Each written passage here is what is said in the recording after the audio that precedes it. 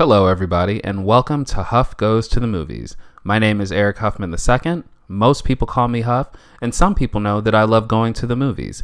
And Thor: Love and Thunder hits theaters tomorrow, so I figured this would be the perfect time to take a step back and explore the journey that Thor has been on in the MCU. In my previous video, I spoke about Thor: The Dark World, which was directed by Alan Taylor. And today, I'll be doing things a little differently. It will just be the audio for this review. But today's movie will be Thor: Ragnarok. Now, I remember going to see this in 2017 when it first came out, and the buzz was all about how this was definitively a Taika Waititi film.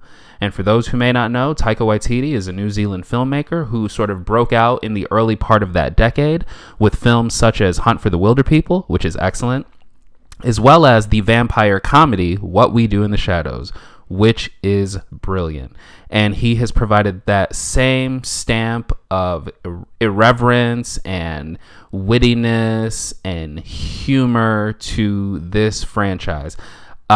One of the better ideas that I think anyone has had in conceiving of a Marvel film, Taika Waititi discovered that Chris Hemsworth is really funny, and this film allows him to lean into that comedy as much as he can. And I think that it works out well because where the previous Thor films very much took that material seriously, and those films were modeled after the types of movies that you go into expecting a very serious tone, Taika Waititi does not hold back as far as the stakes of this story, but he allows the humor to just sort of flow all throughout. So it doesn't matter that Ragnarok is signaling the apocalypse of Asgard, which is where Thor comes from. It doesn't matter that Thor finds out that he has a sister played by Cate Blanchett. Her name is Hela. She is the goddess of death. It doesn't matter that this upcoming massacre is on the way. It doesn't matter that Thor is stuck in outer space on a planet having to fight the Hulk of all people. Director Taika Waititi takes every moment that he can and infuses it with so much personality and so much humor, and it just makes for a very a relentlessly entertaining watch. I remember when I left the theater thinking, oh my goodness, this might be my new favorite Marvel movie. And of course, I had to take another day to really process that, and it's not my favorite of the Marvel films, but it is absolutely in the top 5. I currently have the first Avengers film, Captain America the Winter Soldier, and Black Panther, and maybe the first Guardians ahead of this. But Thor Ragnarok is absolutely a top tier film that this franchise has produced. And Taika Waititi's direction, as well as this cast that he has assembled, the revelation that is Tessa Thompson playing Valkyrie. I mean, she is just a breath of fresh air amongst the female characters that we have seen in the Thor films. As I said earlier, Cate Blanchett plays Hela, and she knows exactly what movie she's in. It is great to watch. Taika Waititi himself voices the character of Korg, who is a giant rock monster, who is just distinctly him. Every time Korg shows up on screen, it just makes you smile. And of course, Chris Hemsworth is great as Thor. Loki is great as Tom Hiddleston. It's a film that is infused with so much personality and so much character that it is hard to not be caught up in all of that fun. So even if you're not the biggest stan of Asgardian mythology, or I guess Norse mythology, it's hard to sit down and watch this movie and not to just have a smile on your face as Thor and Loki and the Hulk and Valkyrie and Korg and the Grand Master played by Jeff Goldblum.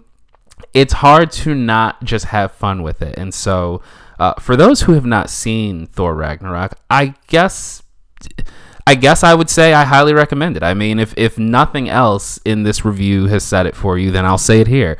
Thor Ragnarok is one of the great films of the superhero genre. It is a top 5 film that Marvel Studios has ever produced. It is a relentlessly entertaining time. I cannot recommend it enough. And for folks who have seen this film but have perhaps not had the chance to revisit it, once again, I highly recommend it. I think there are some wonderful treats here for fans of the MCU. I think there are some great Easter eggs here for longtime comic book fans. It's interesting how, despite the different directors that the Thor films have had, the way that they pull from that source material is consistent.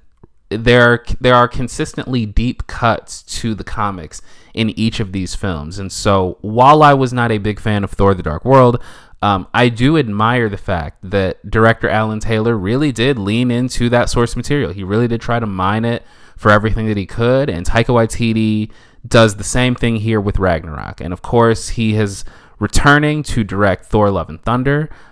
So I am absolutely excited about that. And I just can't wait to see how these characters grow and evolve. So much has happened between the events of Thor Ragnarok and Thor Love and Thunder. So it'll be interesting to see how recent events have informed where they might go.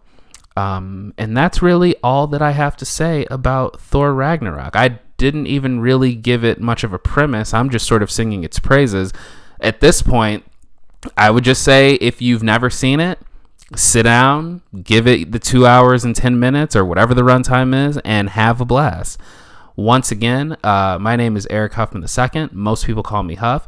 If you have not already, please do subscribe to the channel. If you have any feedback on the reviews that I've done thus far, feel free to leave that in the comments and share with friends.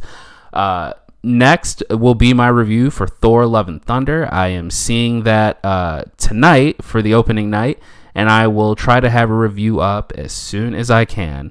Thank you so much. Stay sweaty, my friends. I will see you at the movies.